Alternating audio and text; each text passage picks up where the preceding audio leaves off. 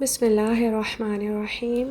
یہ جو کویشچن ہے کہ دجال کے فتنے سے پناہ میں آنے کے لیے ہمیں کیوں کہا گیا ہے کہ سورہ کہف کی ہم فرسٹ 10 آیات ریسائٹ کریں، تو ان آیات کا کیا تعلق ہے دجال کے فتنے کے ساتھ، رائٹ؟ سو دس از دا کویشچن۔ تو دجال بیسکلی عیسیٰ علیہ السلام کو امیٹیٹ کرنے کی کوشش کرے گا۔ عیسیٰ علیہ السلام ڈونکی پر سواری کیا کرتے تھے، اسی لیے ہمیں احادیث سے یہ پتہ چلتا ہے کہ دجال بھی ڈونکی پہ سواری اختیار کرے گا، ٹھیک ہے۔ اب ان فرسٹ 10 آیات پر ہم نظر ڈالیں تو ہمیں کیا میسج ملتا ہے وہ دیکھتے ہیں۔ بسم اللہ الرحمن الرحیم۔ الحمد للہ الذی انزل علی عبدہ الکتاب ولم یجعل لہ عوجا، کہ تمام تعریف، تمام حمد، تمام شکر اس اللہ کے لیے ہے جس نے نازل کیا اپنے بندے پر الکتاب کو، یعنی قرآن کو، ولم یجعل لہ عوجا، اور اس میں کوئی ٹیڑھ نہیں چھوڑا، کوئی کروکڈنس نہیں چھوڑی، کوئی عوج نہیں چھوڑا۔ کیا کوالٹی ہے اس کتاب کی؟ قیمن، یہ قیم ہے، قائم ہے، سٹیبل ہے، سیدھی سیدھی ٹھیک ٹھیک بات کہنے والی ہے، اور جو اسے فالو کرتا ہے وہ بھی سیدھا ہو جاتا ہے، وہ بھی راہ راست پہ آ جاتا ہے۔ لِيُنذِرَ بَأْسًا شَدِيدًا مِّن لَّدُنْهُ، تاکہ وہ وارن کرے شدید عذاب کے متعلق جو کہ خاص اس کی طرف سے ہوگا، یعنی خاص اللہ کی طرف سے ہوگا۔ وَيُبَشِّرَ الْمُؤْمِنِينَ الَّذِينَ يَعْمَلُونَ الصَّالِحَاتِ أَنَّ لَهُمْ أَجْرًا حَسَنًا، اور تاکہ وارن کر دے مومنین کو جو کہ نیک اعمال کیا کرتے ہیں کہ بے شک ان کے لیے بہت خوبصورت اجر ہے، مَاكِثِينَ فِيهِ أَبَدًا، جس میں وہ ہمیشہ ہمیشہ رہیں گے۔ وَيُنذِرَ الَّذِينَ قَالُوا اتَّخَذَ اللَّهُ وَلَدًا، اور تاکہ یہ وارن کر دے ان لوگوں کو جنہوں نے کہا کہ اللہ نے ایک بیٹا اڈاپٹ کر لیا ہے، نعوذ باللہ۔ مَا لَهُم بِهِ مِنْ عِلْمٍ وَلَا لِآبَائِهِمْ، اس کے متعلق نہ تو ان کے پاس کوئی علم ہے اور نہ ہی ان کے فور فادرز کے پاس۔ کبرت کلمۃ تخرج من افواہہم، کتنی بڑی بات ہے جو ان کے منہ سے نکلتی ہے۔ ان یقولون الا کذبا، نہیں وہ کہتے مگر صرف جھوٹ۔ تو عیسیٰ علیہ السلام کے فالوورز نے کیا کیا تھا کہ عیسیٰ علیہ السلام کو اللہ کا بیٹا قرار دے دیا تھا اور ان کو ڈیوائن سمجھنا شروع ہو گئے تھے۔ دجال جب اس دنیا میں آئے گا اور وہ عیسیٰ علیہ السلام کو امیٹیٹ کرے گا تو لوگوں کا گمان ہوگا کہ یہی اللہ کا بیٹا ہے، نعوذ باللہ، اور یہی وہ گاڈ ہے۔ عیسیٰ علیہ السلام معجزات دکھایا کرتے تھے، دجال بھی معجزات دکھائے گا تو لوگ اس کی پاور سے امپریس ہو جائیں گے اور اس کے آگے اپنا سر تسلیم خم کر دیں گے، اس کو خدا مان بیٹھیں گے۔ اب یہ آیات کیسے پروٹیکٹ کرتی ہیں دجال کے فتنے سے؟ پہلی بات یہ کہ ہمارے کانسیپٹس کلیئر کرتی ہیں کہ دیکھو ایسی کوئی بات نہیں ہے، اللہ نے کوئی بیٹا اڈاپٹ نہیں کیا ہے، یہ سراسر جھوٹ ہے۔ جو لوگ بھی یہ کہتے ہیں نہ ہی ان کے پاس کوئی پروف ہے اور نہ ہی ان کے فور فادرز کے پاس پروف ہے، right? So don't believe in them. Quran کو فالو کرو، اس میں کوئی ایوج نہیں ہے، اس میں کوئی ٹیڑھ نہیں ہے، یہی تمہیں راہ راست پہ رکھے گا۔ پھر اللہ تعالیٰ وارن بھی کر رہے ہیں کہ جس نے بھی اللہ کے لیے بیٹا کنسیڈر کیا تو اس کے لیے شدید عذاب ہے، اور جو مومنین ہیں، جو ایمان والے ہیں، ان کے لیے بہت خوبصورت ریوارڈ ہے جو کہ کبھی نہ ختم ہونے والا ہے۔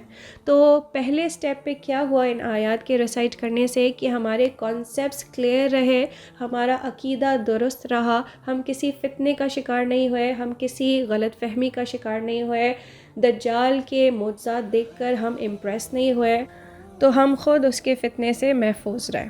پھر نیکسٹ آیت کیا ہے کہ فَلَعَلَّكَ بَاخِعٌ نَفْسَكَ عَلَىٰ آثَارِهِمْ إِن لَّمْ يُؤْمِنُوا بِهَٰذَا الْحَدِيثِ أَسَفًا، تو پھر شاید کہ آپ ہلاک کر لیں اپنے آپ کو ان کے آثار کے پیچھے کہ یہ ایمان کیوں نہیں لاتے اس میسج پر، اس تعلیم پر، اپنی بے وقوفی کی وجہ سے۔ تو بیسکلی ہوا کیا تھا کہ جب نبی صلی اللہ علیہ وسلم نے قرآن کے میسج کو ڈیلیور کیا اپنے لوگوں تک، تو ان کے اپنے سگے، ان کے قریبی رشتہ دار جیسے ابو طالب جو ان کے چچا تھے اور ان کے لیے فادر فگر تھے، پھر اسی طرح سے ان کے اپنے سگے داماد جیسے جو زینب رضی اللہ عنہا کے ہسبینڈ تھے، یا جو ان کے اپنے سالے تھے جو حضرت خدیجہ رضی اللہ عنہا کے بھائی تھے، پھر اسی طرح سے ان کے بے شمار کزنز، تو اتنے سارے ان کے اپنے سگے رشتہ دار اس قرآن پر ایمان نہیں لے کر آ رہے ہیں۔ تو نبی صلی اللہ علیہ وسلم اس پوائنٹ پہ پہنچ گئے تھے کہ اللہ تعالیٰ فرما رہے ہیں کہ شاید کہ آپ ہلاک کر لیں اپنے آپ کو ان کے پیچھے، اس غم میں کہ یہ لوگ ایمان کیوں نہیں لے کر آتے۔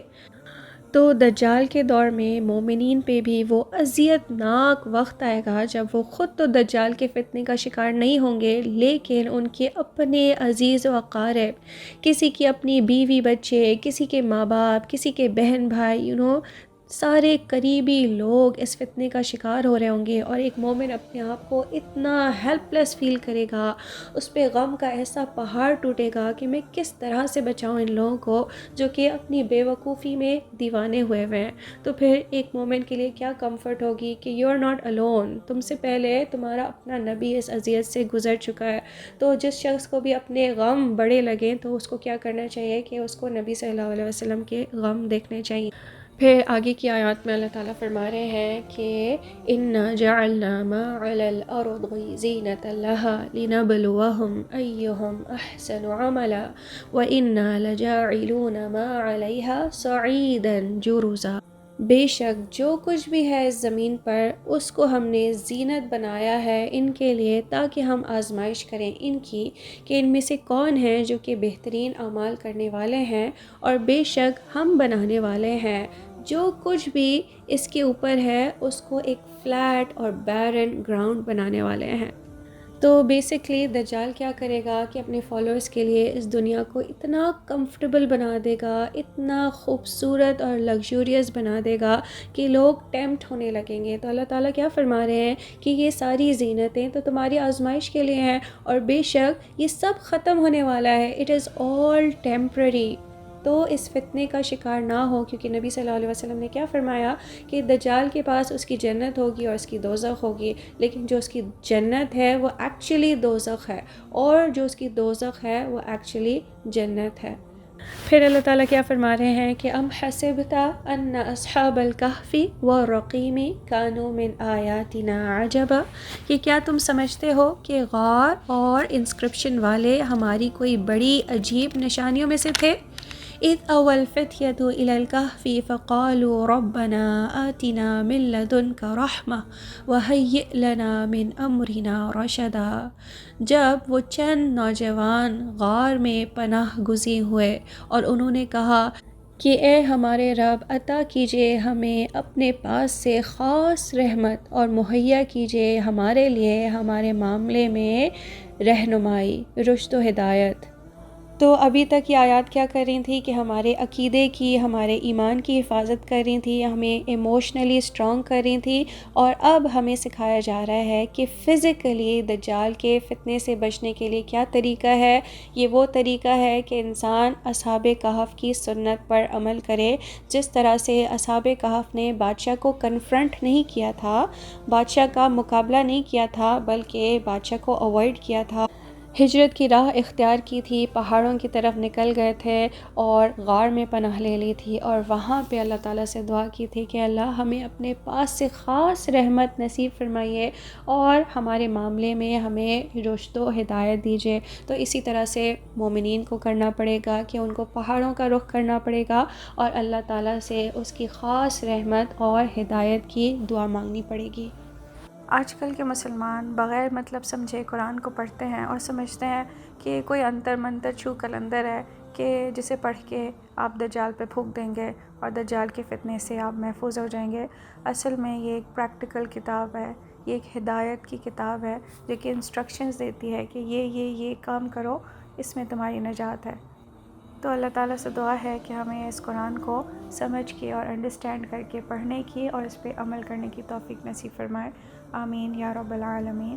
بارک اللہ لی و لکم بالقرآن الحکیم ونفعنی و ایاکم بالآیات و ذکر الحکیم۔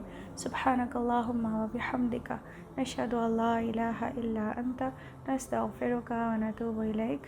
والسلام علیکم ورحمۃ اللہ وبرکاتہ۔